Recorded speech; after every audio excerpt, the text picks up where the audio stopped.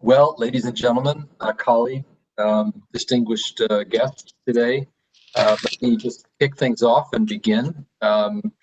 This event will feature issues of homelessness and affordable housing on the International Homeless Day. This is part of a wider effort of Urban October, which celebrates urban and housing issues over the course of the month of October, and we're really pleased to collaborate with IGH and DESA to bring some light to this issue and have a series of speakers who can help us. The flow of this session, about 90 minutes, will be an opening remarks from Daniela Boss and Robert Louis Ledington, a testimonial on homelessness from Liz Madden, some keynote addresses from Dan Louise Casey, Christine Bernhardt, and Freek Spinowinj. I'm sure I'm not pronouncing that Dutch name well, apologies. And then some way forward practical suggestions on what's working from Iris Bailey. And then we're going to open it up to a bit of Q&A and then try to pull together some recurring themes and ideas for this. So that's the flow. And I would just encourage people to use the chat as we seem to all be learning to do to generate your ideas and thoughts and quick responses. And we'll be keeping track of that chat so that we can tie it into the Q&A session at the end. So without any further ado, let me shift over to Daniela, who is a friend and colleague from DESA, and just give you some very brief background on Daniela, which I must say, Daniela, I didn't realize that you had done all these things. This is terrific. You are currently the director of DESA's Division of Inclusive Social Development. This is the United Nations Department of Economic and Social Affairs, based at the Secretariat's headquarters in New York. And you have a tremendous amount of experience in international politics, human rights, and social development. You've served as a senior consultant designated by the Italian Ministry of Foreign Affairs as an expert on human rights. And you have also been involved with a number of institutes and served as an advisor, including the presidency of the Council of Ministers, the Italian Ministry of Foreign Affairs, as well as the Ministry of Foreign Affairs of Italy, designated member of the Board of Directors of the European Union Agency of Fundamental Rights, and an advisor, if that's not enough, to the Vice Presidency of the European Commission. Long story short, Daniela brings a tremendous amount of experience to this issue. Is committed to human rights and has approached this through many different vehicles, both in government circles and the international community. With that, Daniela, over to you. Thank you so much, Chris. Excellencies, colleagues, ladies and gentlemen. Indeed, I have a strong background in human rights, and now as a director of the Division for Inclusive Social Development in DESA, which is one of the 3 pillars of the United Nations, the development pillar. I'm very, very proud of providing advice and supporting the development of policies that are needed. We do need a strong policy frameworks at national level to be able then to operationalize human rights. So it's a very different and at the same time similar perspective. And I'm very pleased to deliver this message on the occasion of the World Homeless Day, the 10th of October. And I'm really, really particularly pleased that UN-Habitat and UN DESA jointly organized this event, and the very first time actually that we are celebrating this day that has been established in 2010 together. We are having a fantastic working relationship with the UN-Habitat that plays a key role in the topic that we are going to be discussing today, that is homelessness. I would really like to take this opportunity to thank UN-Habitat for our excellent collaboration. Also, when it came to the expert group meeting and preparing the proceedings of the meeting into a publication, actually, that we are launching today, from what I understand. And I hope this report will be useful and guide policymakers to effectively prevent and address homelessness. So, ladies and gentlemen, The issue of homelessness was discussed at the United Nations Commission for Social Development and its 58th session in February this year, under the priority theme of affordable housing and social protection systems for all to address homelessness, while UN-Habitat was having a huge conference in another part of the world, but that will be up to UN-Habitat to talk about, again, on this very same issue. So we really want, work jointly together. The Commission also heard the voices of those who experience homelessness, and they're powerful voices. They're still resonating in many of those who participated in that panel discussion. And at the end of the Commission last February, member states adopted the first, in 75 years, since the UN was established, the first UN resolution on addressing homelessness in its, as I said, 70 years of history. And then this was subsequently adopted at the ECOSOC Council in June this year, and it has become an ECOSOC resolution. So this resolution provides a common language to describe homelessness, which is very key, as a complex issue, and the need for a whole of government and whole of society actions to address its multifaceted drivers. So the resolution had the merit of providing a common language, as I said, to address the issue both in developed and developing countries, emphasizing the need to move beyond the definition of homelessness as a mere lack of physical housing towards a broader understanding of it. And, we came out with something like homelessness as a condition. It's a condition where a person or a household lacks habitable space, which may compromise their ability to enjoy social relations. And I would like to congratulate you all, actually, because you have been working tirelessly on preventing and addressing homelessness, all the panelists present today in one way or another, and providing assistance to those who are experiencing homelessness around the world. And without these efforts, we couldn't have achieved this result to start with, or to carry on what others already started discussing about homelessness years ago. So, ladies and gentlemen, homelessness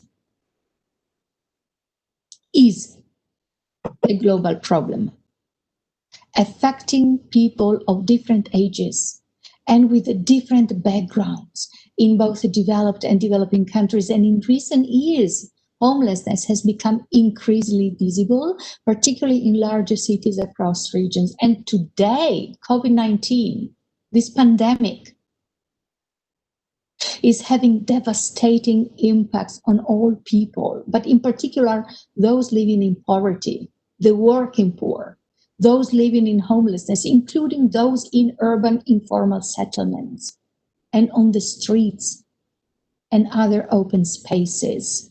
So under the current circumstances, many more people are at risk of falling into homelessness because of job loss, because of income reduction, and because of consequent risk of eviction.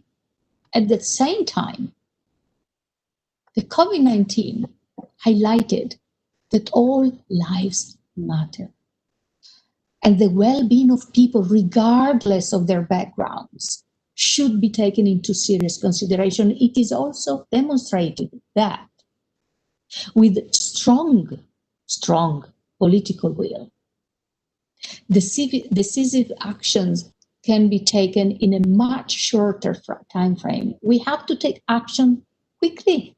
For example, several governments swiftly took temporary measures, such as eviction moratoriums and unemployment benefits, and others have provided some form of temporary accommodation for thousands of individuals during the pandemic, not only governments, but also civil society organizations made significant efforts in the front lines, providing food and other necessary items, helping those who need medical and mental attention, raising funds for helping others. The worst health crisis also brought the goodness out of people, though. Let's not forget about that.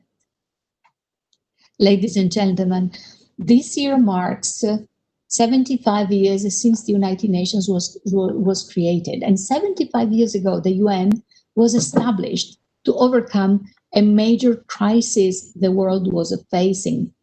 After the Second World War, the world needed to be rebuilt. The world needed to be built better, back again. And after 75 years, the world is facing another major crisis. And we have to find ways to rebuild and to build it back better. We have to work united. And 25 years ago, there was the World Social Summit on development, on social development, the very first one, and the only one so far. And already 25 years ago, the outcome of that document, the Social Summit outcome document, known also as Copenhagen 1995, and this year we're celebrating its 25th birthday, included the commitment to reaffirm, promote, and strive to ensure the realization of the rights set out in relevant international instruments and declarations, and particularly in order to assist people who are living in poverty. And the commitment one says to creating an economic, political, social, cultural, and legal environment that will enable people to achieve social development and protect them from shelter. So I'm very glad to have been invited here, to have been given the time that has been allotted. And if you have to have a takeaway from what I shared with you, I hope that you will take as a takeaway, you will remember that the event today is the first milestone to celebrate the World Homelessness Day, to raise awareness and take real concrete actions. Thank you so much. Thank you so much, Danielle. I really appreciate your introductory comments and helping to set the stage, especially institutionally. Yes, a lot of progress is made, and having something come out of Ethos Council is no small accomplishment. So thank you so much for that and your commitment to this. And we share your appreciation for our partnership with DESA and UN-Habitat.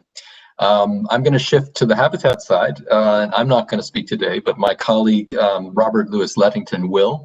And Robert is bringing a lot to this discussion. He's currently holding the position of Chief of the Land, Housing, and Shelter section in UN-Habitat at our headquarters in Nairobi, Kenya. He has about 20 years of experience working in a myriad of functional activities of program management, multilateral processes, and technical assistance in policy formulation and legislation. He's worked with many different partners in many different countries, and has extensive experience in both human rights, land management, rule of law, urban development, legislative drafting, and intellectual property rights and information, digital governance, environment and natural resources, and international trade. Robert is definitely a Renaissance man. He's bringing a lot to this discussion, and we're really grateful to have him. He has been able to work with a lot of different institutions in addition to UN-Habitat, and is served as the Salzburg Global Fellow on Law and Technology, and is a member of the International Law Association, as well as a member of the Human Rights Lawyers Association, UK. He holds a doctorate degree, a Juris Doctorate in law from the College of William and Mary in the United States, a master's degree specializing in architectural history from the University of St. Andrews in Scotland, and a Master of Literature degree in history specializing in land and population displacement from the University of the Highlands and Islands in Scotland. Robert, it's terrific to have you here today. Over to you. Thank you. Thanks, Chris. I hope you can hear me okay. Very well. Yeah, excellent. Okay. Yeah, I don't know, Renaissance man or just lawyer who interferes in everything that comes along. You can take your pick, but hopefully I can add a little bit to the discussions today.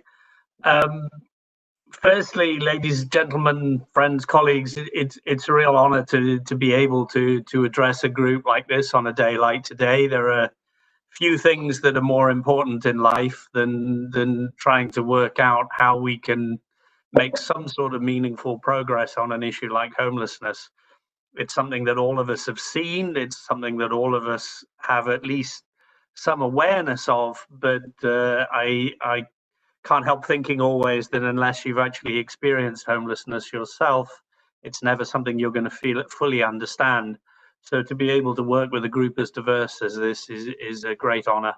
I'm also extremely grateful to Daniela Bass, who just made her comments, for the collaboration and also for the very kind words that she had for both Habitat and the partners.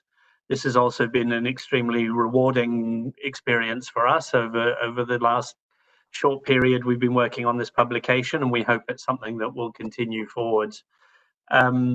My team are noting that this is the first ever event that has been organized between UN Habitat and UN DESA to celebrate World Homelessness Day. Celebrate, I don't know, to celebrate the fact that we can make progress on the issue, I think. But I hope that this will be far from the first and last. This is something that I would like to see become a very clear fixture of Urban October and the efforts that we are trying to make around the world. Of course, we're also grateful for UN DESA to join with us, not just in this event, but also on the work around this topic and the development of the publication itself. Turning to the issue itself, I mean, in most cases, the homeless are not only vulnerable because of the homelessness that they face. We're crucially aware that homelessness is often the symptom of other challenges, and that similarly, securing a home can be a critical step in addressing those other challenges, whether they come from financial situation, social breakdown, mental health, or other factors. Looking at that and then noting that to respect, protect, and fulfill human rights is one of the three basic pillars of the United Nations in its charter, there is something that we have to address here. A human rights-based approach demands that we have to protect the rights of those facing the greatest vulnerabilities and challenges. And there can be very few who doubt that the homeless are amongst those most vulnerable and challenged groups. If we are to make our cities inclusive, safe, resilient, and sustainable, then we must address homelessness. And as I think a few people in chatting before the event formally opened noted, we know clearly from the COVID experience that this is within the power and the gift of governments around the world. It can be done. So, and we know what the tools are to approach this. The question is, can we gather the sufficient political will? Can we bring in the right audience to push this forward and maintain a consistent approach over time?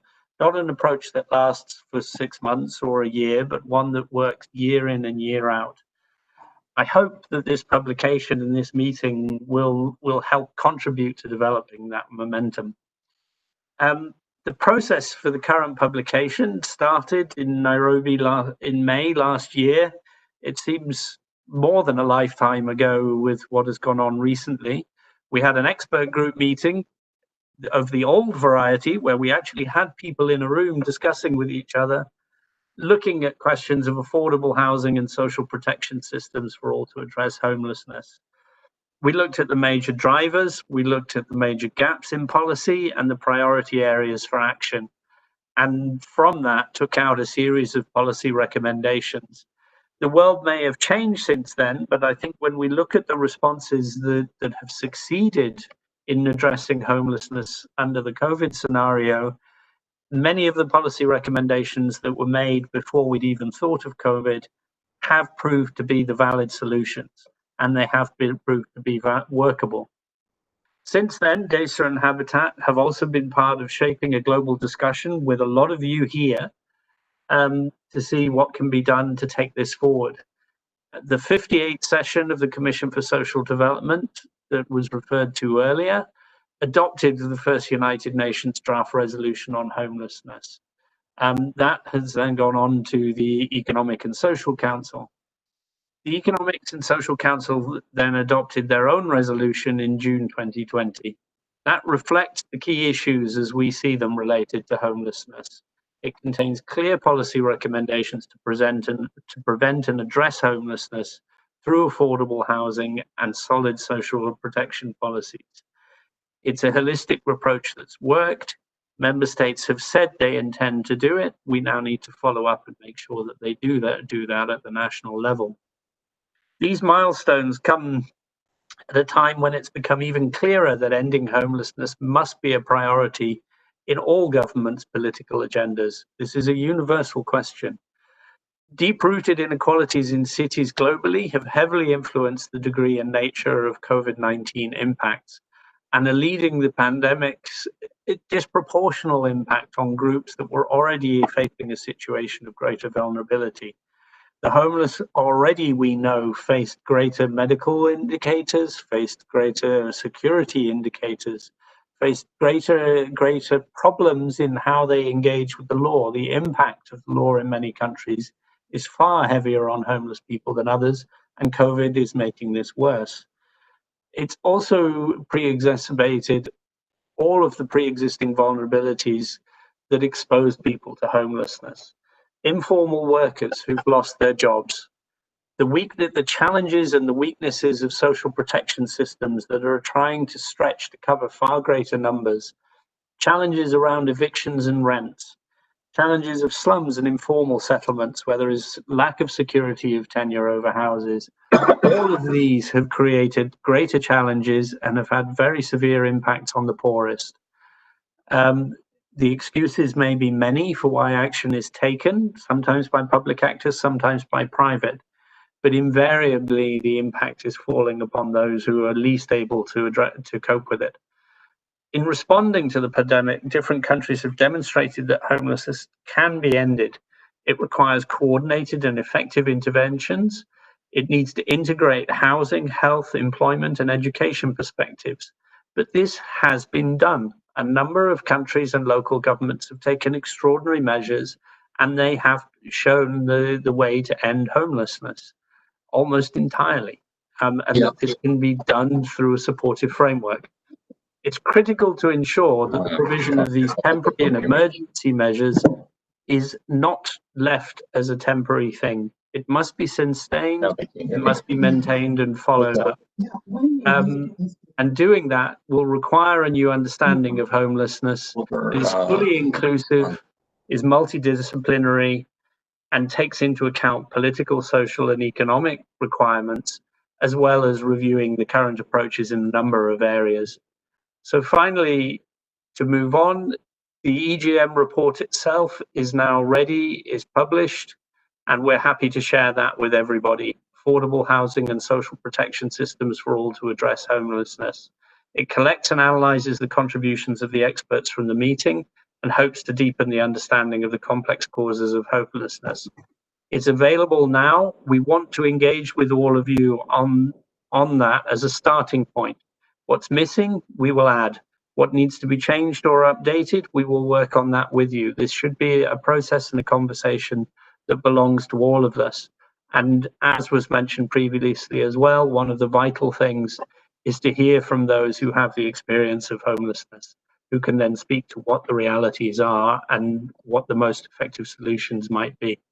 Finally, thank you again to DESA, to the experts who will contribute to this panel discussion, and to everybody who can attend or listen in any way. Share your knowledge, share your experiences, suggest best practices, suggest innovative solutions, anything that will help to contribute to end homelessness and draw more attention to the fact that this is an achievable goal will be very, very gladly welcomed by us, and we will seek to amplify it at every opportunity. I wish you a great discussion. Thank you. Thanks, Robert. Really appreciate the overview, and thanks especially for grounding this discussion in a human rights-based approach. I like the formulation that if we're trying to advance sustainable urban development, by definition, this requires that we address homelessness, and that these should not be seen as parallel things. They are really homelessness is a key element of sustainable urban development. And I appreciate also the reference to COVID and how this has deepened existing and historical forms of inequality and hit very hard on homeless populations, particularly as they interface with the law.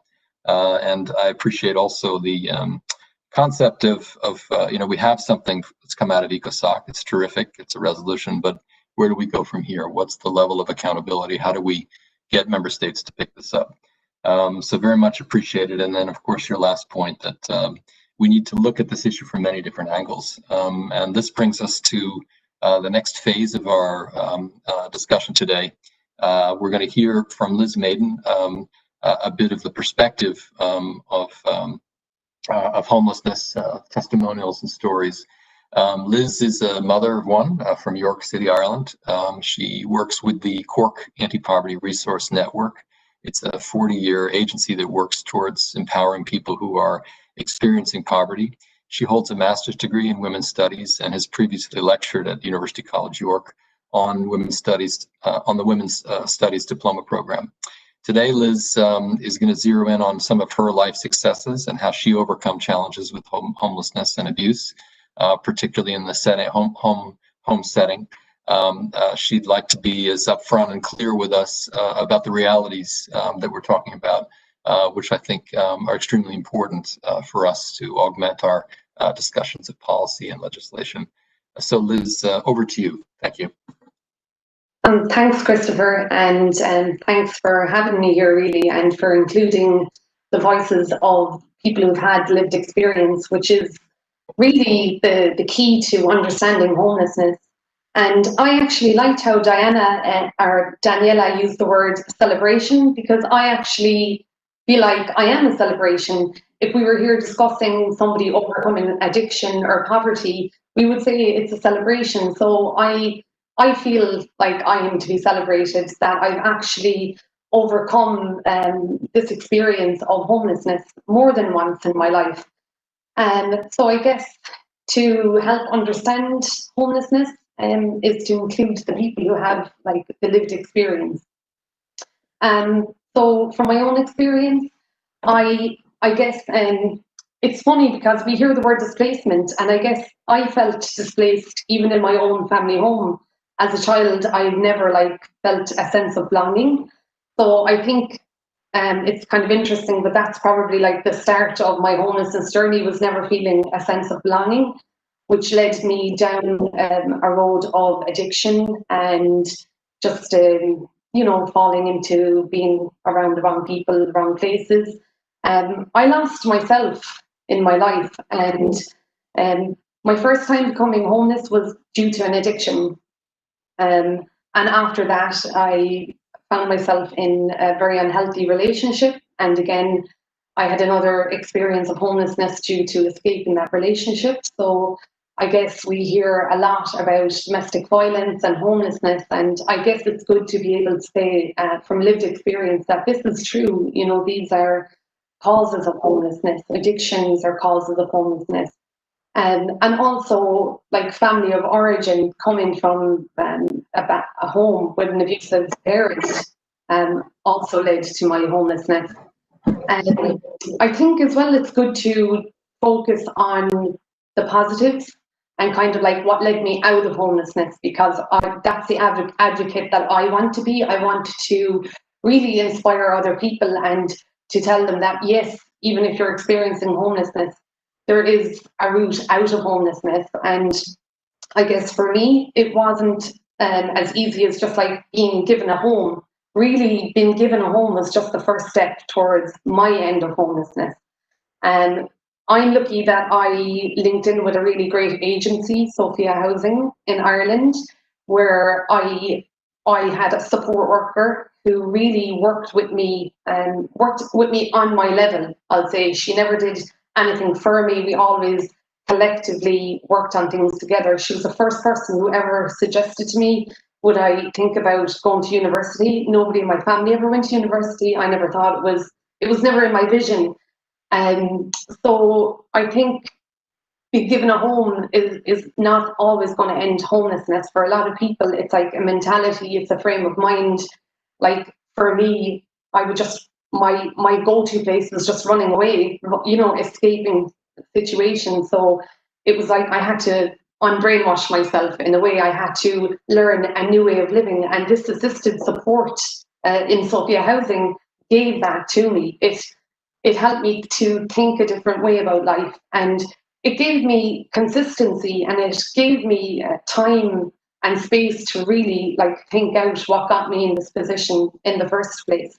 And really, it wasn't just the support, it was the type of support and the approach of support. And I would really like experts to really, I guess, listen in on this, because there's like all different types of support, but the most effective and empowering support is when you work side by side with somebody. Don't do for the person, don't assume the person is able, but like just have open discussions. Like ask that person, like, what do you think you're capable of doing, or, you know, what can we do together? So it was this kind of support, I guess, that empowered me to really have a stable life.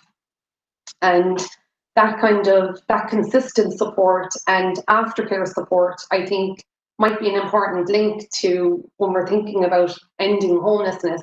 And a lot of the time, I think people just think, just give them a home and they'll be fine. But a lot of people actually end up homeless because of trauma, and trauma, it doesn't go away overnight. You know, you can't just hand somebody a key to a home and think all their trauma is going to be gone with it. So I think giving people, well, at least in my case, giving me that support worker and somebody who would just be patient, and however long it took me, 1 year, 2 years, 3 years, that person stayed with me throughout those years until I was at a place where I could move forward in life. So I think that type of approach was incredible, and was the approach and the support that led me out of homelessness in the end. And I do feel celebrating.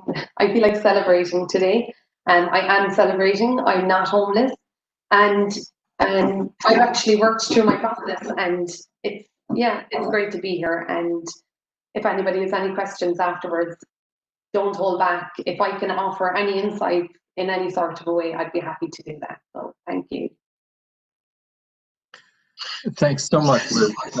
Really helpful to get your perspective, and what resonates for me very much. And I saw this with a lot of people that I worked with at homeless shelters earlier in my life. The house and the physical is one, but that internal piece, getting into a different mindset, recognizing that the thinking and the trauma is something that stays with you longer, even if your conditions improve, and you have to work that through. So I'm really happy that you're emphasizing that, and giving people a general picture of really the combination of things that are necessary to address homelessness in all of its meaning.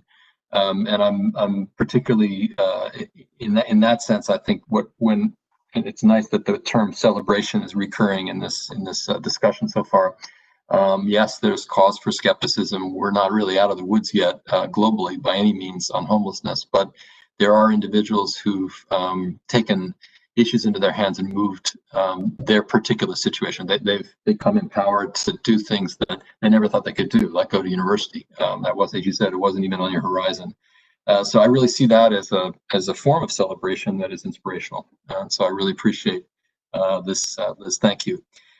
We're going to shift gears again in this session, having had the opening remarks and then some testimonials that Liz just gave, to 3 keynote addresses, and that will begin with, and we're very pleased to have Ms. Dame Louise Casey, the chair and the advisory committee of the Institute of Global Homelessness, to be with us today.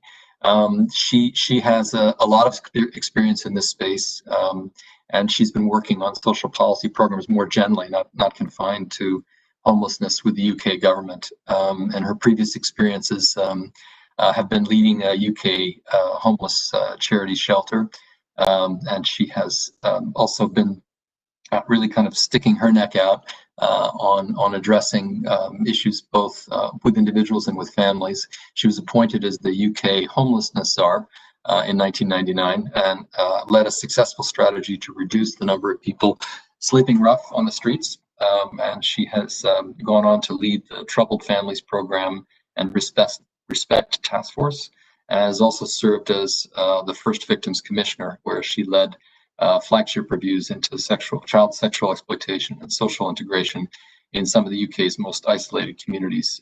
Throughout her career, she has maintained her commitment to the charity sector and has been a driving force in the establishment of the Institute of Global Homelessness. We're really pleased to have her here today, and as with DESA, we're thankful that we're partnering with you and collaborating in every way that we can. I think this is a nice combination of different parts of the UN system and an organization like the Institute, as well as individuals who are challenged with homelessness, who are addressing this on a day-by-day basis. So with that, Luis, over to you.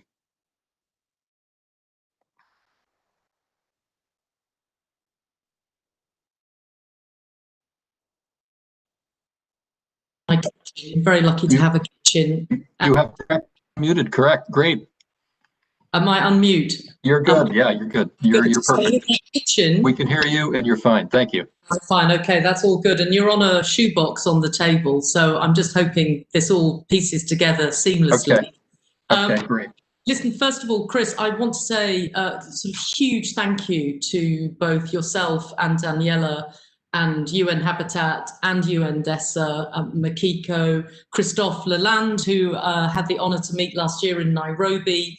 There's too many people to mention, but I think it's extraordinary that you have kept this up. You know, the campaign, the work, the energy, the determination.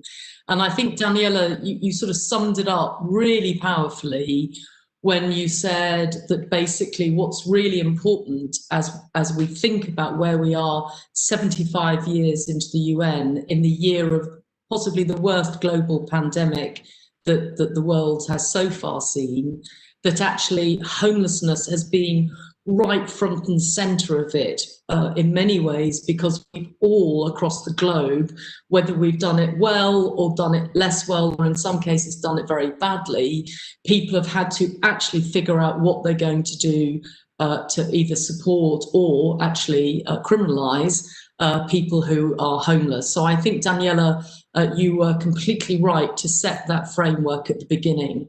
I am going to follow in my fellow countryman Robert's footsteps. So Robert, you said you were an interfering lawyer. I think I would describe myself as an interfering social policy maker. Maybe that's something that Brits have in common, is we can end up being very irritating to governments and others. So look, what I want to talk about today is that right now it's my profound belief that we know that we can tackle homelessness. And when I first went to Nairobi, which is a good 18 months ago, and met Makiko from UN DESA and Christophe Lalande from UN-Habitat and many other wonderful, wonderful colleagues, and I must say at this point, the UN working group to end homelessness, the NGO working group, chaired at that moment by the very wonderful Father Memo, and now is now chaired by the equally wonderful sisters of Jean O'Dwyer, Jean Quinn, sorry, and Margaret O'Dwyer. Marvellous leadership from the UN NGO sector, of which I'm privileged that the Institute of Global Homelessness is just a very tiny part. I think that we have come so far in such a short period of time, and that's why I was so delighted that actually UN DESA and UN-Habitat wanted to proceed with this session today. So the coronavirus has shown us in the United Kingdom that when we want to end homelessness, we can. And that's very, very profound, because 20 years ago, the United Kingdom decided it wanted to significantly reduce homelessness, and the numbers of people, according to our definitions, dropped to about 500 from 10,000. And during COVID-19 this year, the whole country all the charities, all the councils basically decided that we couldn't have people either sleeping on the streets or in overcrowded communal shelters, because essentially that would put their risk of the virus through the roof, forgive the pun, not intended, and it would also show so clearly that people would become what we would call super spreaders. And so in a matter of weeks, first 5,000 people were brought in to vacant properties. We used hotels, we used universities, we used hostels for tourists, we used holiday camps, we used anything, and that number has crept around about 23,000 people as I sit before this Zoom call, WebEx call today. And I think what happened, and I think this is where Christopher and Robert have set this in a very helpful policy framework, is actually it's not just the people that were on the streets who our social protection flaws had left behind. It also pointed to the enormous vulnerability of people who had some roof over their head or in terribly overcrowded conditions and actually couldn't stay there and were chucked out during the pandemic. So I think though the upside has shown that we can solve this problem if we want to, the downside is it's shown for me quite how complicated and difficult it is, and that the COVID pandemic shines this light on the fragility of our social protection systems worldwide. And I would include in that the United Kingdom, which is it's either the 5th or 6th richest economies in the world. So there is hope, but we have to be alive to the size of the problem and the complicated problem. Now, the next thing I want to show you, and actually Francesca's been absolutely marvelous, is I'm going to show you something really simple, which is a picture of a bathtub. Thank you, Francesca. This is incredible. And forgive me, colleagues at UN DESA and Habitat. But here we are. This is when I applied to the British government to become their homelessness czar, I walked in and said, this is like an overflowing bathtub. And I just want to very briefly talk about this today, because I know I've talked about it at the UN Commission in February, but I just want to be clear that if you want to solve homelessness, you have to be clever. It's not just necessarily pouring money into something or deciding to shelter your way out of homelessness. You can't do those two things. What you have to do first up is if anybody has got a bath and that bath is overflowing, the first thing you do when you run into the bathroom is you switch the taps off. And we don't spend a lot of time in social policy thinking about how we prevent a problem. We spend a lot of time diving into the bathtub and trying to come up with relief and come up with solutions, but we don't actually think, how do we solve homelessness?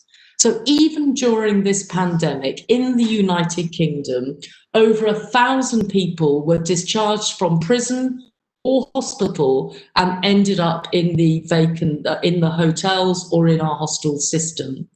And we know if we want to solve homelessness, we have to switch those taps off. So prevention is absolutely at the centre of how you solve homelessness. When I was with colleagues in Nairobi and UN-Habitat, they talked to me about the Kibera slum actually in Nairobi, and explained that actually if you simply decant people into their own homes for rent, some of those families will go back to the slum, rent the property out, because education is not free after a certain age in Nairobi. So if you want to solve a problem, for example, that problem, you have to think about aspiring parents that actually want their children to have a better future than their own and are prepared to live in slums if it means they can provide a future for their children. The same way that when I was the homelessness czar and over this summer, if we wanted to prevent homelessness and people actually dying of COVID-19, we had to do a better job to prevent people ending up on the streets. The second thing I wanted to say, and I'm very conscious of time, and I can talk, unfortunately for Britain, as Daniela knows, I can do that for hours, so I'm trying to keep myself really short. To deal with the immediate problem in terms of the overflowing bathtub, The temptation is to find really easy solutions. The temptation is just to open up an awful lot of shelters. Now, in some countries, there are no shelters. In places like India, where it took a court judgment, a high court judgment, to instruct the authorities to create shelters, I'll take it. But actually, as Liz was talking about so eloquently just 5 minutes ago, if you can't help somebody permanently with the reasons that they may be homeless, such as drug addiction, such as domestic violence, such as the frailty of all of us, we're all humans, we're all frail, and some of us end up addicted to drugs, some of us end up addicted to alcohol. If you just do a simple solution, then people will recycle back into homelessness. So actually, we love housing first. It's not the solution to everything. We love some shelters. They're not the solution to everything. And I think that's what's really important, is to work out who is in your overflowing bathtub with data and research and evidence, and then work out what your solution is. And the final one there is, you have to make sure that this sorts out the homelessness system in the long term. If we don't help people chase their demons of drugs, which are addictive, and actually one is helpless in the face of that, particularly if you're on the streets, then they will just recycle back into homelessness. Homelessness, as Daniela talked about it earlier, is a transition. Doesn't have to be a permanent state in somebody's life. Actually, getting them a job, getting them housed, getting them support is where you want to go. So that's one thing I wanted to say. And I wanted to say that I've used that bathtub analogy on so many occasions because it's so simple and so straightforward. But please don't forget to start with how you switch the taps off. That is so profoundly important. And I do think we have cause for hope during this terrible time in the world, because actually colleagues in places like Shwane in South Africa, Santiago in Chile, all improved their systems during COVID-19. I mean, it's not over yet. Until somebody has a perfect vaccine, we will still be living with our people who are homeless being disproportionately affected. Francesca, can we put the rather weird slide up, which is about birds? Now, some of you will have come across a very lovely and wonderful colleague of mine called Mark McGreevy, who was also part of all of this effort with IGH and Paul International. Now, Mark walked into his back garden one day in London and he saw a gentleman out with a thing, and he was ticking off certain things on the back, and he said, "What are you doing?" And he said, "I'm counting birds." And then he realized that actually we count birds and analyze birds worldwide better than we do homeless people.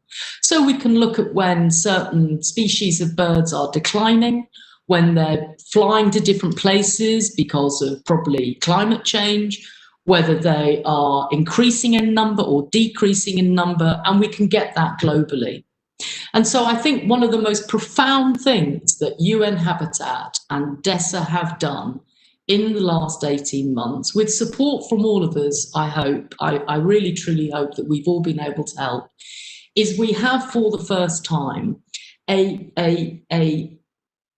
description, a definition, and an acceptance that we need to count and measure people. Now, you're talking to a woman that has worked now for 5 UK prime ministers. I can tell you now that if you don't count it, it is not seen. If something isn't counted and it isn't collected up as numbers, it is not seen. It is not seen by politicians. And that's why what colleagues have done here is so, so important. And we also know that the UN itself, in terms of the Sustainable Development Goals, is alive to measurement and alive to how we do that. So actually making sure that we are able to enumerate, define and count homeless people is so, so, so important. Now, the Institute of Global Homelessness, Lydia Stazen and a few other wonderful people in Chicago, tiny in number, because it's American, of course, it has to be called an institute and it has to be global and it has to pretend that it's huge. It's actually sort of 3 or 4 people in Chicago and me a bit in London. But what we are determined to do, and we're determined to work in partnership with anybody, is to get a decent, proper global survey of homelessness, and to sort of update and make more sophisticated the work that has been done 15 years ago on a global count of homelessness.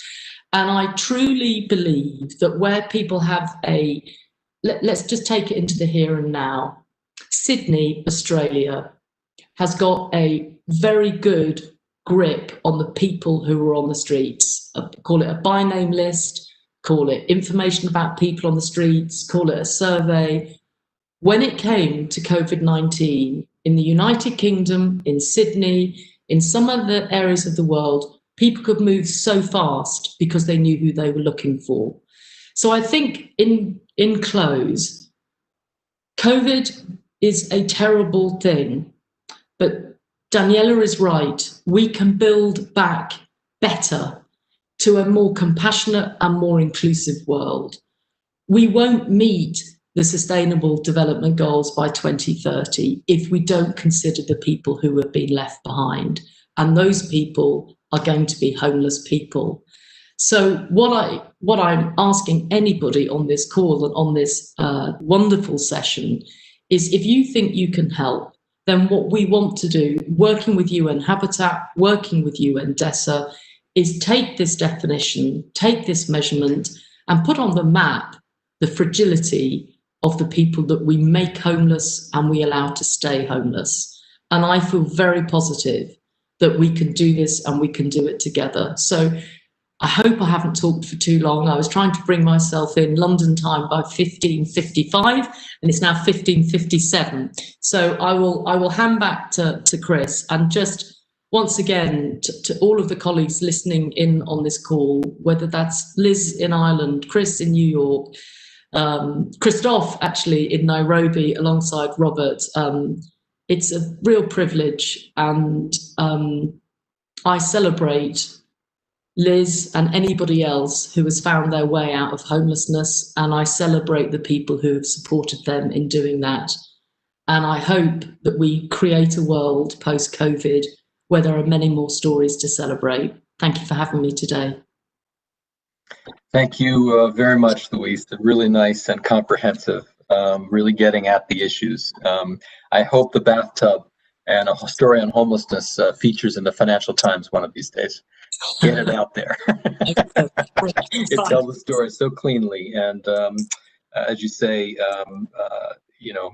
this prevention aspect is very key. And I was unaware of the progress made prior in the UK on homelessness, and how, despite that, it's sort of the envy of a lot of countries. It's fragile, and as COVID showed, there had to be a quick, rapid response. But to get at this long term, and to ensure that it is minimized, there's a lot of work needs to be done. And looking at the prevention measures and looking at this holistically and not specifically on the physical, as we heard from Liz earlier, is key. And of course, counting. If it's not there, if you can't count it, it's not there.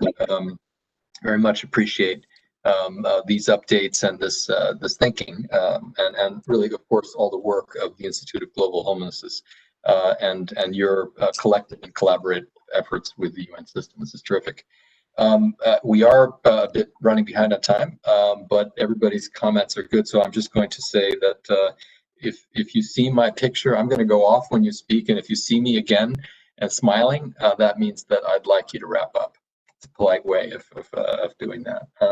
So we're going to shift gears back to the UN system, but to a different part of the UN. And I'm really happy to see my colleague from ILO, Christina Bernhardt, who's the head of Social Policy Unit in the Social Protection Department within ILO, which is Geneva-based and deals with labor issues globally.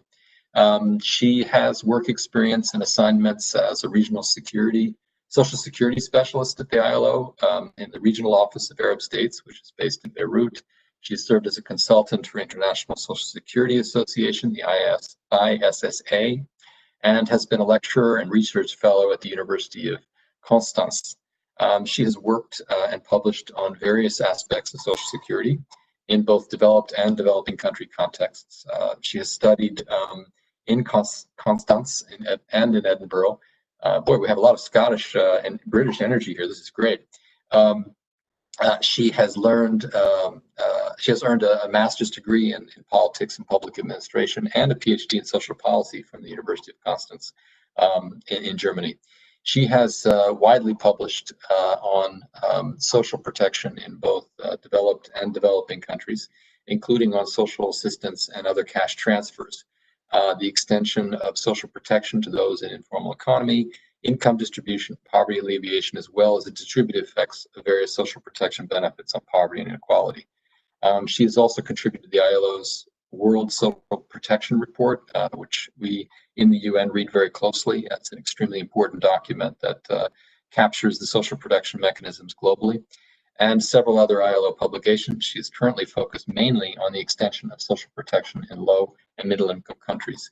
I'm very happy that she's here for not just as a UN colleague, but the social protection discussion came out very strongly in the 58th session of the Convention on Social Development, so that we were not looking at homelessness purely as a housing issue, but looking at it from the perspective of social protection, both the quality of the social protection and what is happening both from state and non-state actors. So very relevant that Christina, you're here. Over to you. Thank you. Thank you very much, Chris, for this very, very generous introduction. And hello, everyone. It's really a pleasure to be with you on this very first World Homelessness Day. And let me just try to get my presentation going. I just have prepared a number of slides, which are not as powerful as the base top, but I'm trying. Oh, sorry. I hope you can see it, but I'm trying to make the best of it. And indeed, I mean, as many of you have already pointed out, the COVID pandemic has had really kind of devastating consequences on people's health and countries' economic and social fabric, and we're still in the middle of it.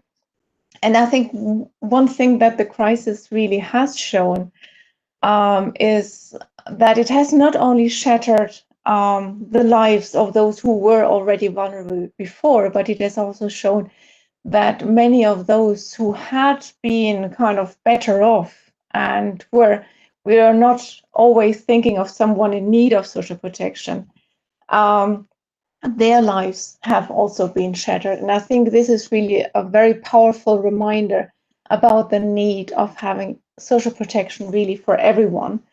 So really in the sense of universal social protection systems. And I think this is really kind of one of the key messages I really want to bring across in my short presentation, and I'm trying to stick to the time.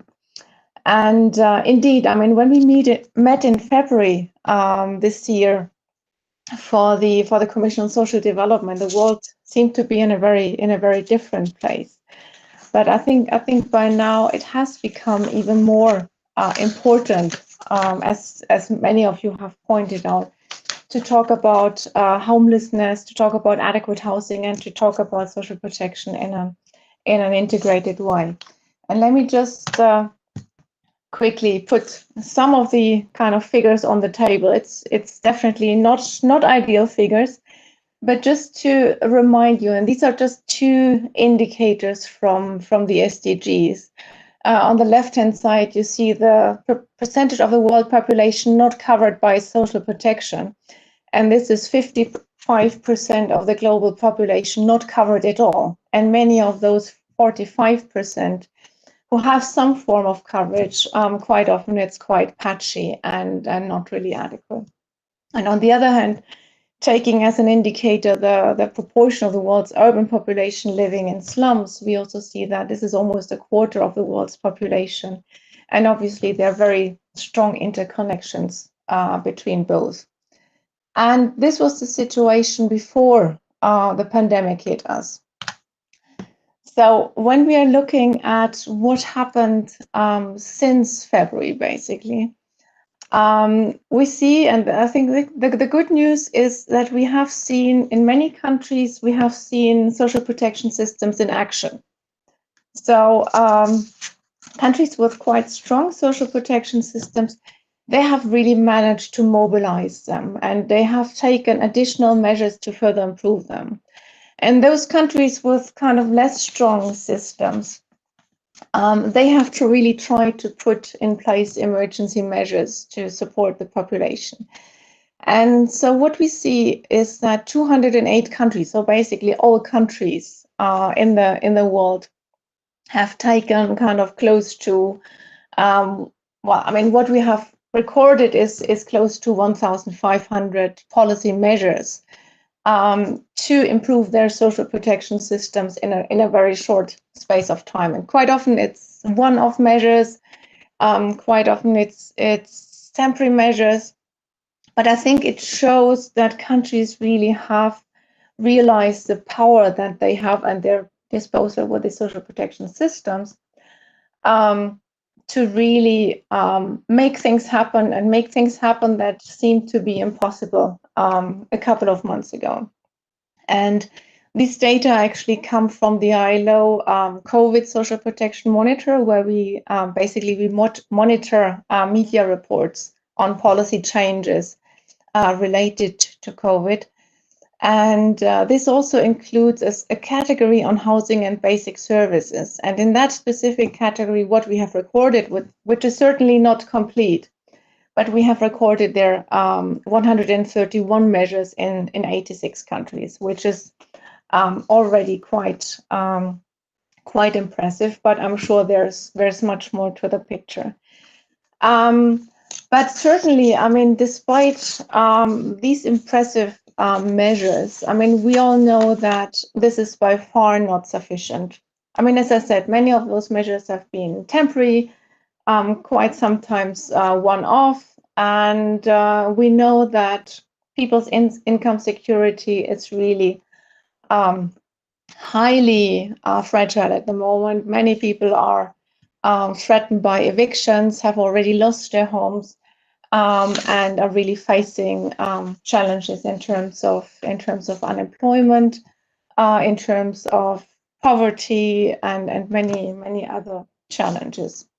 So basically, the question is really where do we go from here? I mean, when it comes to social protection systems, I mean, at the moment we're really at the crossroads. We've seen what was possible in terms of policy responses in a very short space of time. And this is certainly something where we can learn from, and something we can further develop.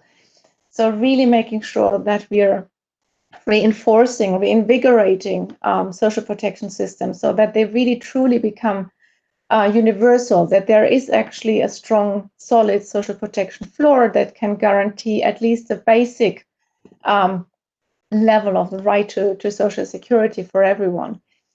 But not just looking at the basic level, but I mean, we need to be more ambitious and make sure that the protection is adequate, that it's comprehensive. And obviously, this is not possible without sustainable and equitable financing. And also, we need to make sure that the systems are really adapting, I mean, to what's happening in the labor market, what's happening in the world of work, but also what's happening in the wider society. So, well, that is actually the situation that we would like to be in. But at the same time, I mean, countries have spent a lot, and in many cases have already reached the limits of what they think they can spend. And we see already in some countries there's already premature fiscal consolidation.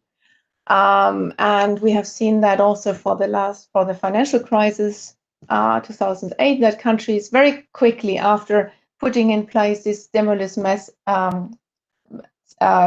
packages, quite often they have kind of moved back and moved really into an austerity context. And with very kind of limited coverage, so social protection systems really limited to these kind of very kind of unstable safety nets, minimal benefits, just going to very, I mean, not really to all those who would need it, with very strong gaps in not just social protection, but also labor protection. And I think thinking of the bathtub and the taps that you need to switch off, obviously the labor market is really one of those tabs that needs to be addressed there. But within the social protection system, also limited solidarity, risk sharing, and redistribution, and definitely no decent work. So it's really the choice here that countries are faced with at the moment.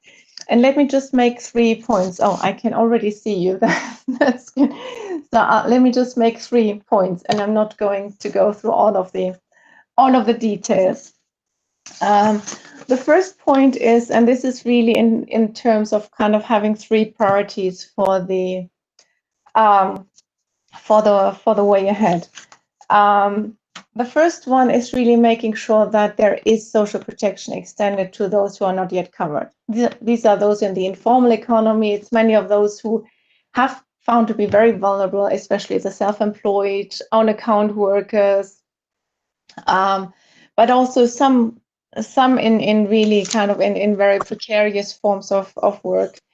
So this is really about reinvigorating the social protection systems and really extending coverage, but it's not just about coverage. It's really about coverage that is comprehensive and adequate and sustainable and adapted to the world of work.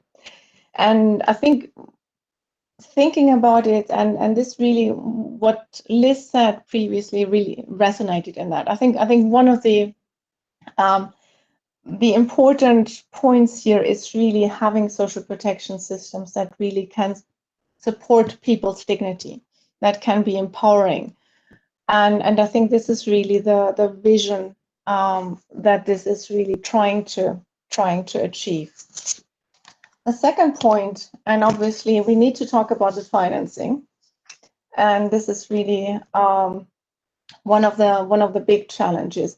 Already before the crisis, we have seen that social protection systems in many parts of the world have been kind of very strongly underfunded. So this is really one of the key areas, really making sure that there is sustainable financing, but also not just sustainable, but also equitable. And so this is really very much about safeguarding the fiscal space for social expenditure, further extending that fiscal space, because we all know that austerity could have really a significant negative impact on progress achieved. And in the ILO, we've been trying to estimate the financing gaps in countries with insufficient own capacities. So looking at the financing gap in developing countries, which is 1.2 trillion, but it sounds a lot. It's about 3.8% of the GDP of those countries.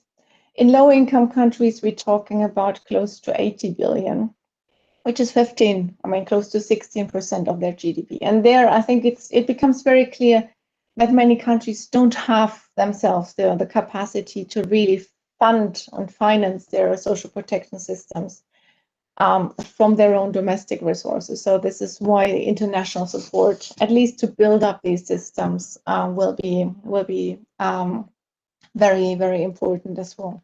And I'm just rushing through that those slides, but let me get to the last priority. And this is really, again, the point about strengthening social protection systems, but with a bigger picture in mind, really not as a kind of isolated policies, but really trying to get at all these other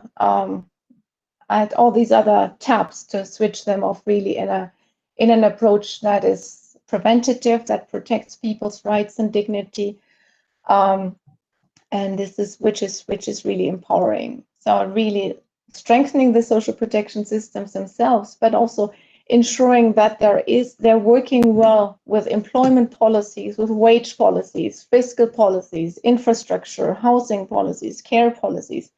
I think this is really one of the key points to really have an integrated and a holistic approach to developing social protection systems. And I think now is really the time to do it. And I would like to end just with this very last slide, reminding everyone that we have only 10 years to make social protection and adequate housing a reality for all. So thank you very much. Thanks very much, Christine. And I know that you're dealing with a massive subject, and your ability to squeeze it into under 10 minutes is really helpful and difficult. But I think you've done us a good job in terms of getting that piece, particularly for people that are more in the housing space or the homeless, direct homeless interventions and actions, or have experienced homelessness. This is new territory, and I think the learning curve, I will speak for myself, is long, and we need to get into some of those nuances. But I really appreciate your efforts to capture sort of what was going on before COVID, what's happened with COVID, and sort of where we are, next steps. And if I've got part of your argument right, we need to be very careful because we're approaching a fiscal crisis that it looms from January onwards, and how we're able to sustain the kinds of social protection measures that were introduced over the last couple of months with COVID, and to get to the level where it's systemic and it's integrated. This is a tall order, and I think we need to get serious about it. So thank you very much for that overview. We now turn to another colleague who will give us an overview of his work. This is, I'm sure I'm pronouncing it incorrectly, but Freek Spinevinch. I'm sure you've heard that name pronounced 100 different ways, and this is probably not the worst. I apologize. He's the director of the European Federation of National Organizations Working with the Homeless, DESA, and he has a background in medieval history and European law and policy at the University of Leuven in Belgium.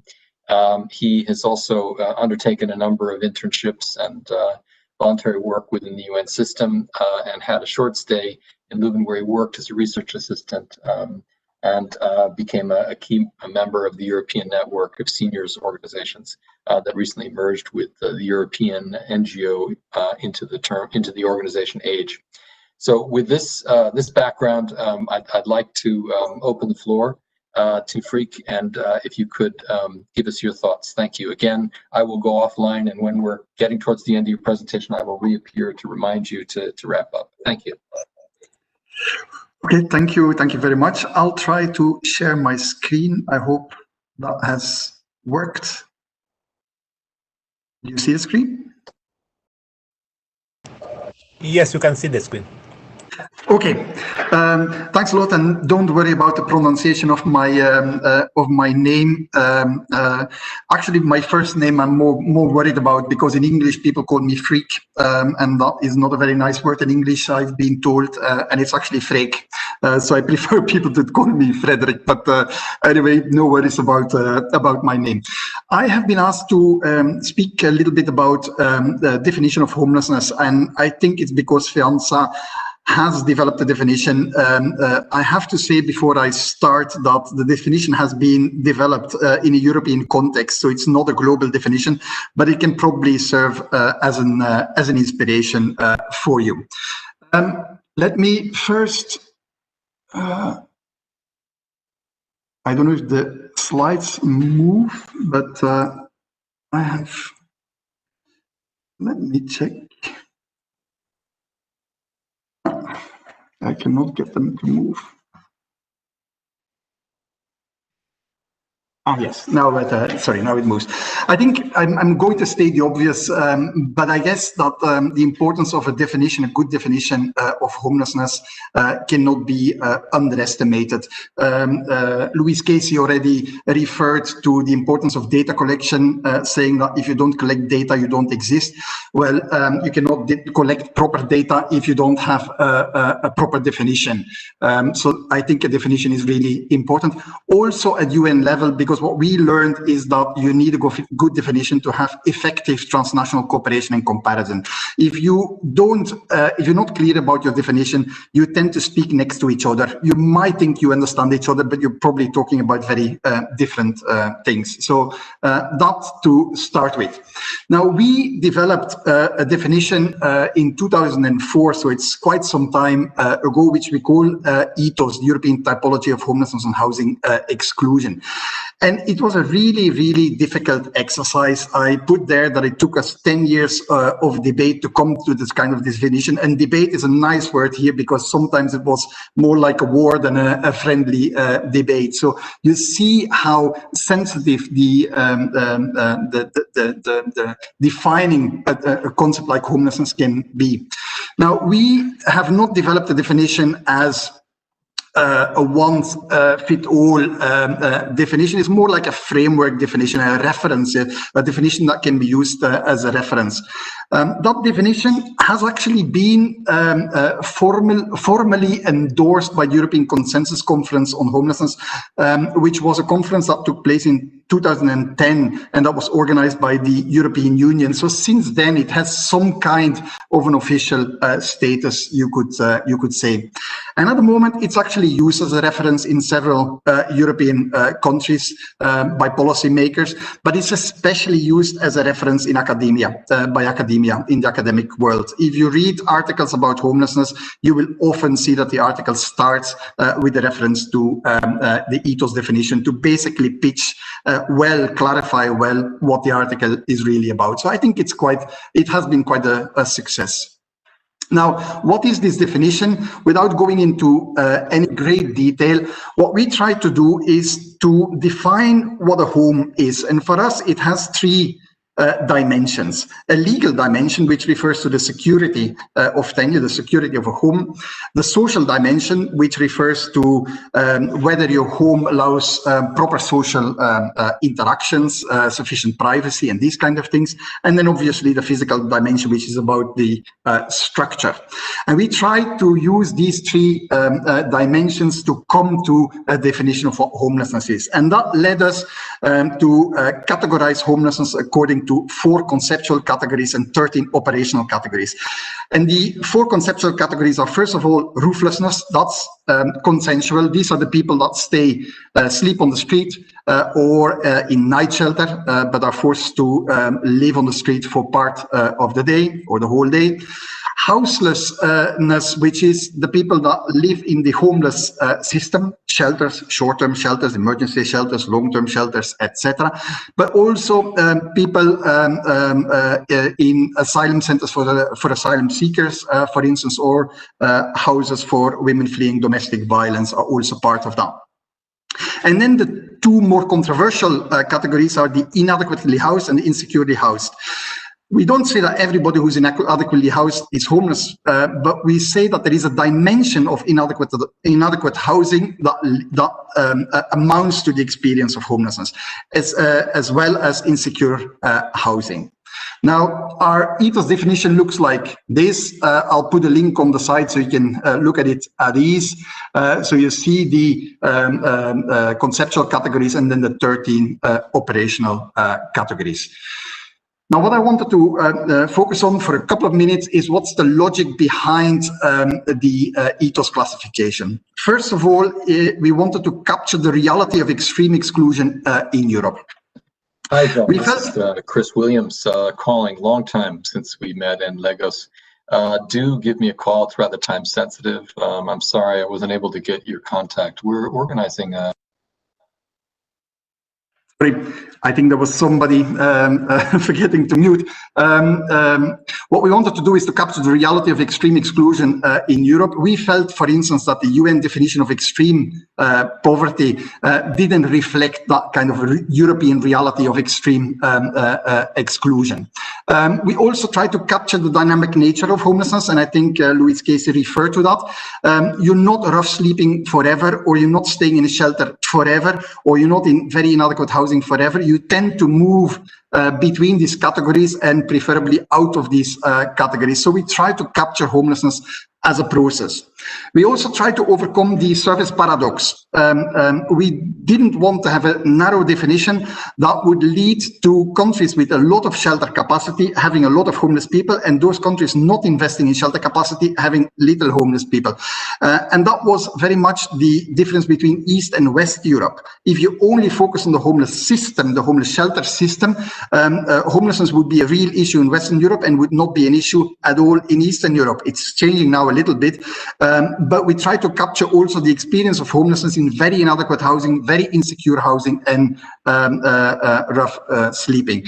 And the third thing is that we wanted to integrate into the definition housing as a key determinant. The definition clearly promotes housing-led policies, housing-led solutions to homelessness, and that's what we are arguing for. What the Ethos definition is absolutely not is a hierarchy of the severity of the exclusion.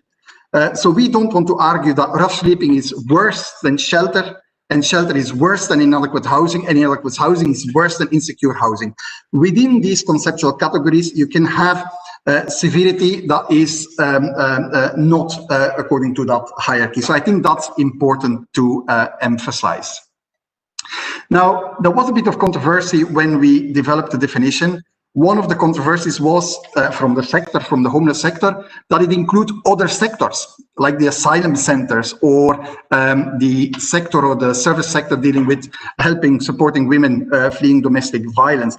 And we try to say, but we have to make abstraction of the sector as it is organized and think of the three dimensions of a home and define, and dare have the courage to define homelessness more broadly. And also another criticism was that it includes solutions to homelessness or improvements in the lives of homeless people. So we include long-term reintegration shelters, which might be better than short-term or emergency shelters, but we still think it's not a solution. So that's why it's still considered homelessness. Now, for reasons of consensus, and also to make data collection slightly more easy, we have developed an Ethos Light definition, which might be inspiring for work at global level as well, which tried to reduce the 13 operational categories to half of those, to 6 operational categories, and to make it more consensual. So there you have roofless, like I said, people rough sleeping and staying in night shelter, houseless, but without the people in migration accommodation, the inadequately housed, but only those living in places that are not intended for habitation, like caves and stuff like that, and the insecurely housed, but only the sofa surfers. And that definition, what we call the Ethos Light, has really been picked up by policymakers as a good definition to base their homeless policies on. My last slide is the way forward, because I was asked, like, what's the way forward at UN level? Well, I think, and it might sound too simple and too simplistic, but I think it's necessary. It's to include or promote homelessness as an indicator for SDG 1 or SDG 11. At the moment, like was said by the previous speaker, the indicators are slum dwellers for SDG 11 and people earning less than $1.9 a day for SDG 1. And that doesn't capture housing rights violations or extreme poverty sufficiently, certainly not in a European context. And now that homelessness has been integrated so strongly in the new urban agenda, I think, and the urban agenda is so strongly, so closely linked to the SDGs, I think it's about time that we try to integrate homelessness as an indicator of SDG 1 and or SDG 11, with all the consequences that that has for the statistical machinery of the UN. Thank you. Wow, Freek, thanks very much. I appreciate the effort to try to really get into the details on both definition and this issue of capturing what's going on as an indicator. And I think that speaks to Luis's point that if you can't count it, it's not going to be considered at the level of policymakers. I know for some on the call, this level of detail may seem removed from the reality of homelessness on the ground. But I just want to encourage those coming from that perspective that actually this stuff is really important, because getting a handle on how we measure this has enormous implications for how governments are held accountable in the absence of dealing with these kinds of policies, what kind of resources are allocated and what kind of programming is done and the quality of that programming. So I really appeal to those that may be a bit skeptical on the numbers and this sort of, wow, this is really complicated. It is worth going through for the policymakers. They need this stuff. And when it comes out on the other end, it has huge implications, especially for resource allocation, as we saw in the UK. So, Frik, thanks very much. Our last speaker is, again, not from the policy perspective, not from the numbers perspective or analytical perspective, but zeroing in more specifically on the human condition and homelessness as it's experienced, but also for those who have been homeless and lived through it, how they're able to share with others and contribute in a meaningful way and in a systematic manner. So we have with us today as our last speaker, Iris Bailey, and she's originally from North Carolina, is currently residing in Far Rockaway, New York. She completed Washington Irving High School in New York. She is a passionate advocate for persons experiencing homelessness, as I mentioned, because she herself has experienced homelessness. She has participated in and contributed to a number of organizations called Life Experience and Faith Sharing Associates in New York, where she has been an active member, contributing to the homelessness in terms of information about housing resources, food, health issues, clothing. And you can imagine in this era of COVID, this has become extremely useful. And as was mentioned by earlier speakers, not just with the people that were homeless before COVID, but for the people who became homeless because of COVID or found themselves needing these kinds of services and support. She has spoken at the Commission for Social Development and given her direct experiences, and we're really glad to have her here with us today. Iris, over to you. Thank you. Thank you. Good morning to everyone. Hello? We can hear you. Oh, we can hear you. We're okay. good, and we can see you, and you're all set. Thank you. Okay. Good morning. Okay, now I do have like a lot of issues and concerns about in this day and time during COVID, especially when it comes to affordable housing. Like because our government has the right to say what's affordable, but it doesn't match to what's out here in everyday life. You have people that are on public assistance, which they are not able to receive certain benefits, which are vouchers, unless it was a Section 8. And we all know in New York City, Section 8 is closed down. So you have those people that remains in the shelter, even if they are unemployable, because if you are you're dealing with Social Security and you're disabled and you're not able to collect it, they put you on public assistance. And by being on public assistance, you can't do certain things, you're not eligible. Like the housing assistance, they do offer housing assistance, but it's only to a particular audience.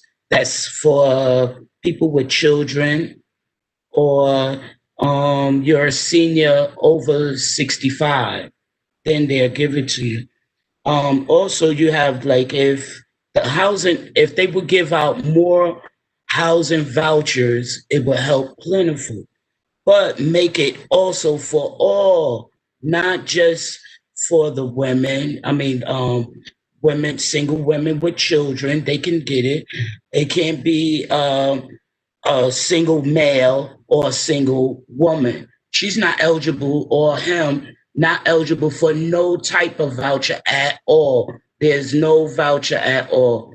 And the rents here in New York City starts at $1,000.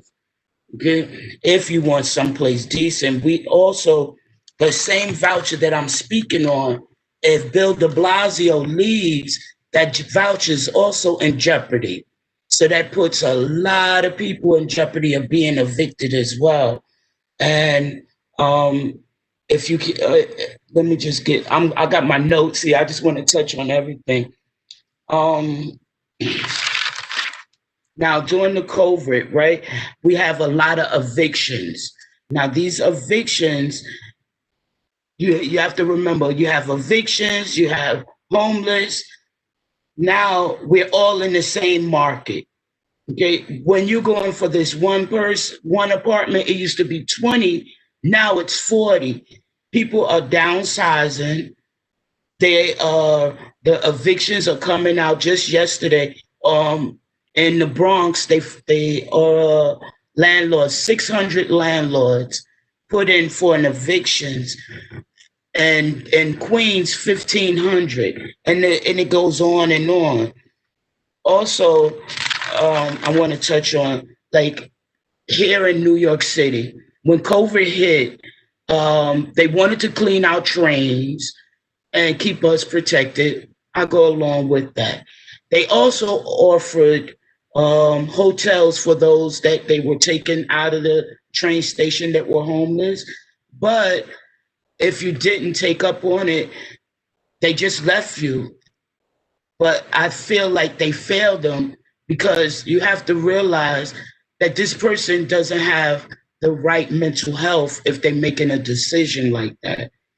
So if you put something in plan like that, I think somebody else should have been back there to help these people. If you look at Times Square and our neighborhoods today, people are living on the street like this is a third world country, and this is New York City.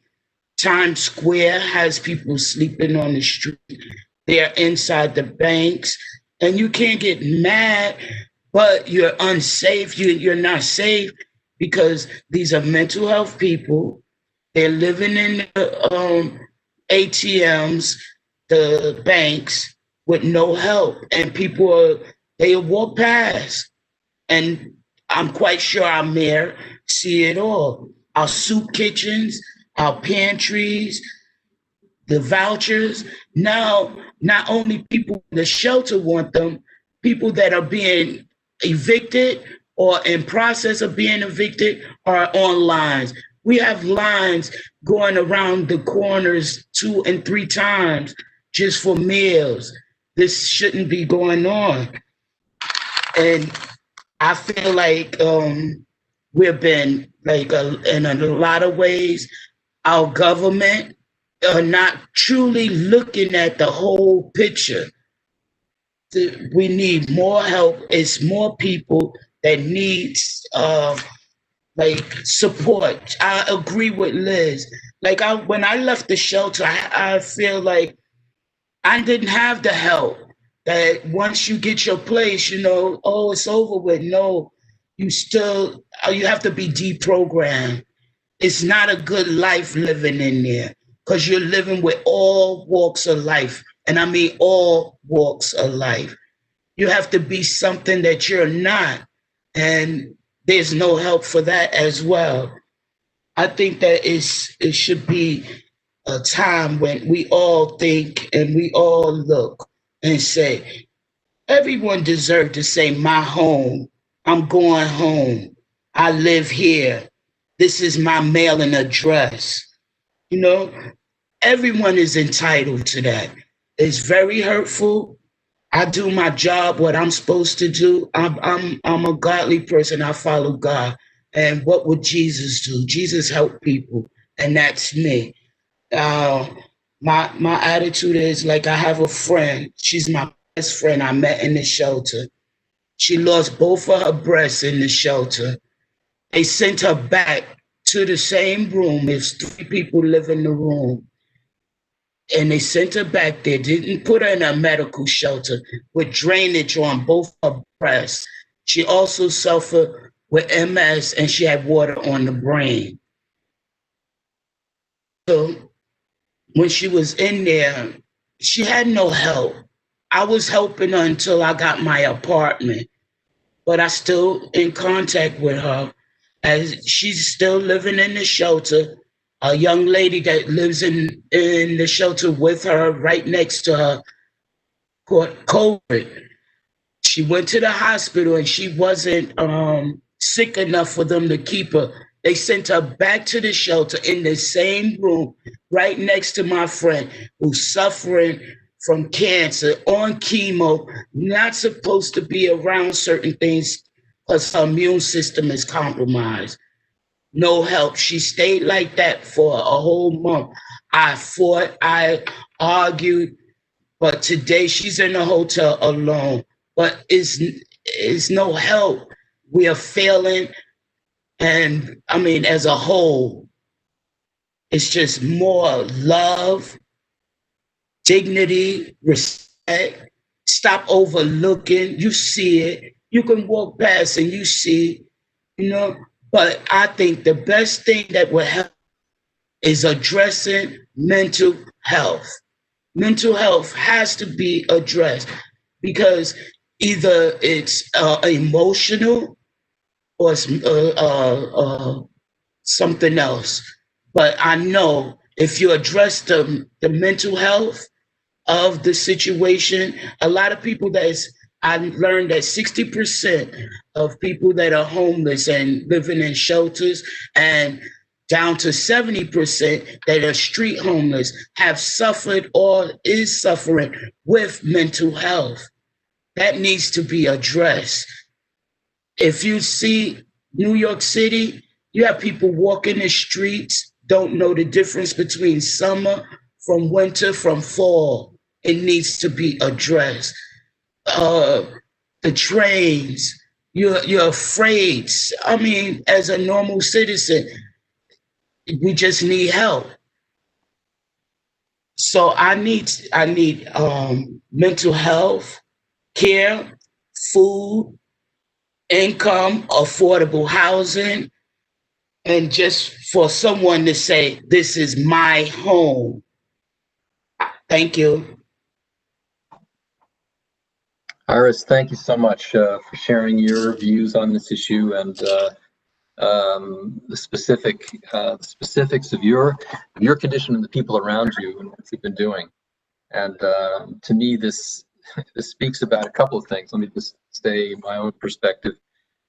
One is that I think you've reinforced what a lot of people have been talking about today, which is we can't shoehorn this thing into housing alone. You know, housing is a big part of it.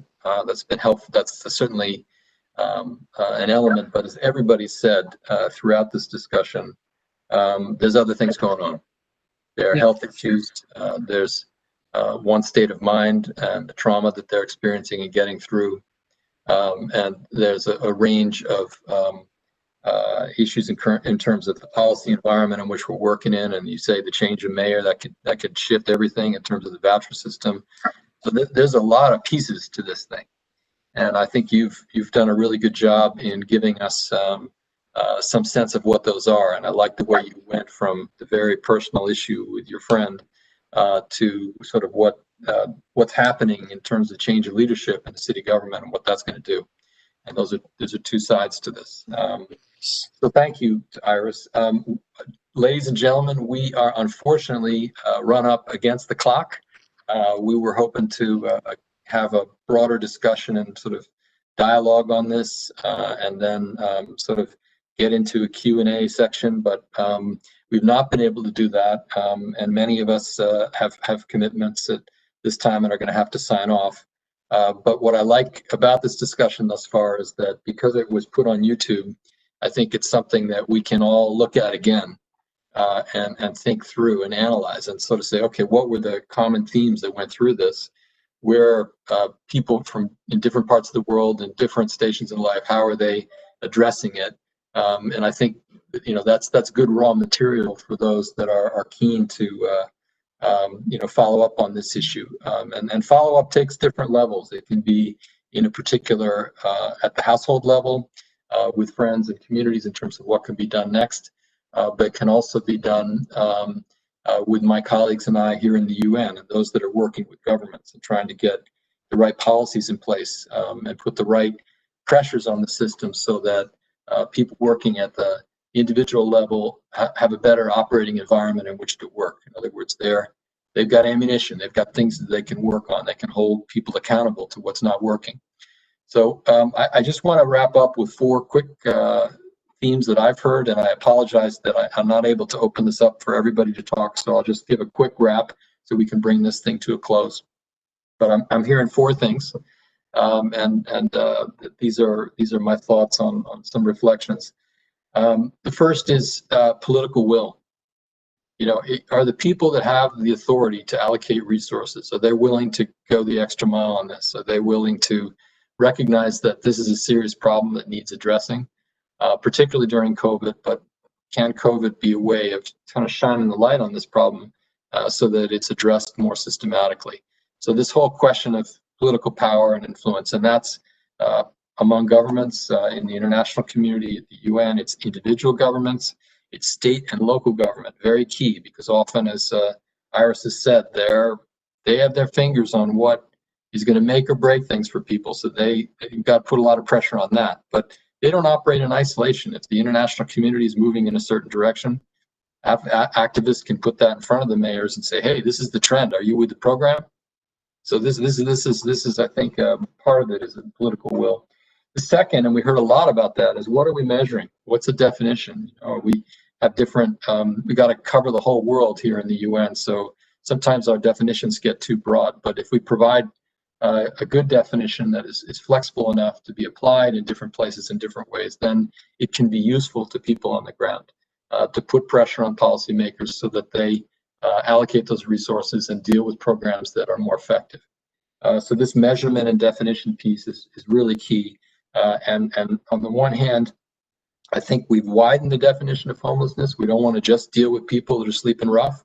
We want to talk about people that have inadequate housing, and they may have a house and roof over their heads, but a lot of other things are not there that need to be dealt with, whether that's health issues, public health issues, drug addiction and dealing with it, dealing with abuse, dealing with absence of employment, or the social protection measures and vouchers that can be made available to them. If that's not going on, the housing is really only a partial solution. So how do we think about that definition so that it allows us to capture that? But at the same time, how do we prevent the definition from being so broad that it gets diluted? And this is a trade-off. And I've dealt with this with a lot of other issues, and not just in homelessness. And we got to be smart about how we do that. That's going to take all of our thinking. The third is, and I think Christine really put her finger on it, and but so did everybody, if I think about it. This comprehensive and integrated approach. So if you're going to go about homelessness, are you being smart about the systems that are in place to deal with a lot of other related issues which will benefit homelessness, but then they'll have like a co-benefit, a spin-off, so that we're dealing with housing generally, not just for homelessness, but affordable housing. We're dealing with strengthening the public and mental health systems so that homeless people are addressed, but also more broadly, those public health systems are stronger, et cetera. So thinking through how we're smart about the context in which we're working, the systems that touch on homelessness, so that we not only deal with homelessness in a comprehensive way, but in dealing with homelessness, we have good spin-offs in dealing with these systems that need help anyway. So this kind of thinking, maybe I'm not clear, but that I think thinking in that direction of what we mean by an integrated approach, what is comprehensive.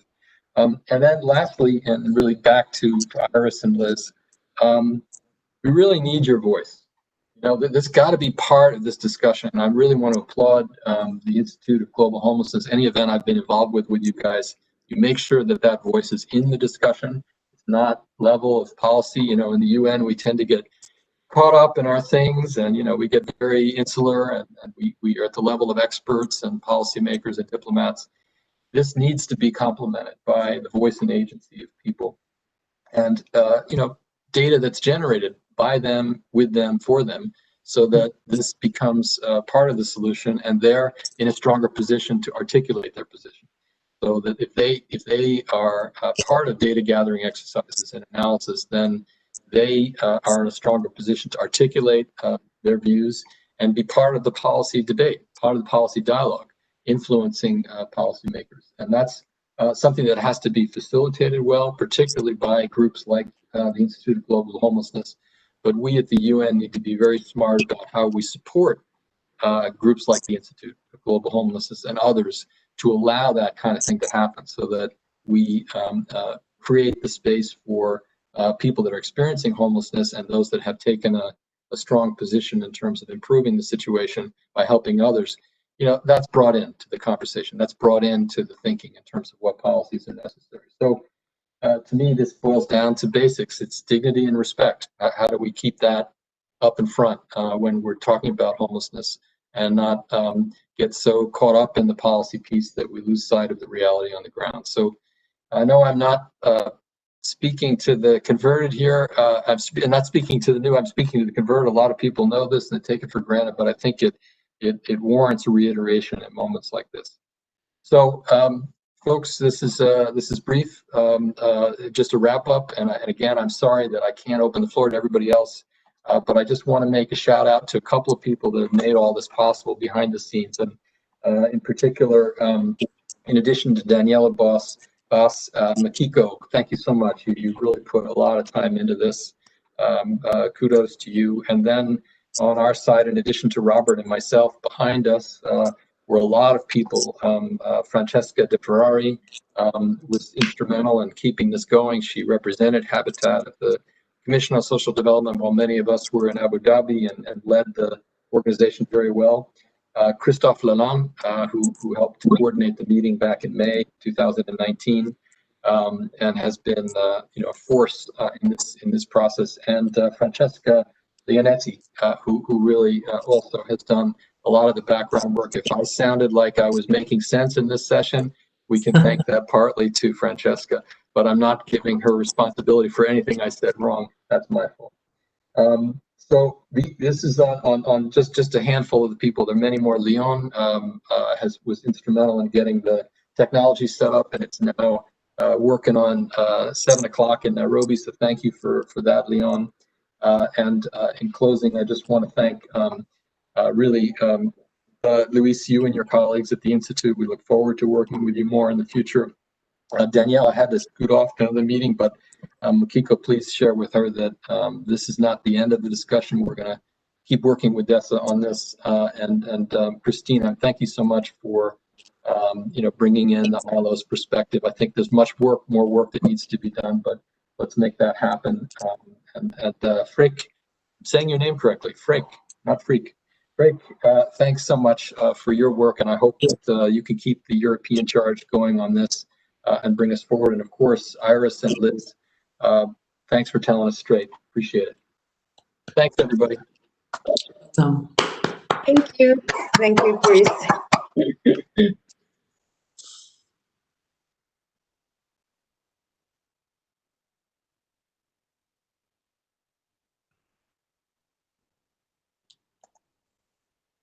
That's Margaret.